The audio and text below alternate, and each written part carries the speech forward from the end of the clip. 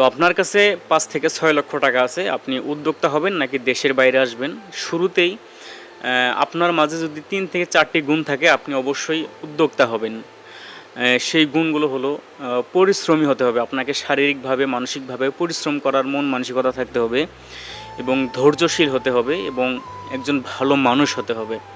এখন আপনি যে কোনো খাতে টাকা ইনভেস্ট করলেন, উদ্যোক্তা হলেন, আপনি যদি পরিশ্রমী না হন, তাহলে কিন্তু সেখান থেকে ভালো ফিডব্যাক পাবেন না বা সফলতার দিকে আপনি যাইতে পারবেন না।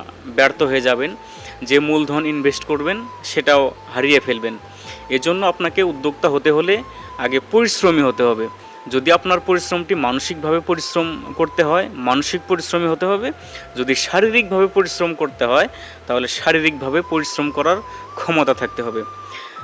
ধৈর্যশীল তো অবশ্যই হতে হবে। আপনি যে কোনো খাতে টাকা ইনভেস্ট করেন না কেন, শুরুর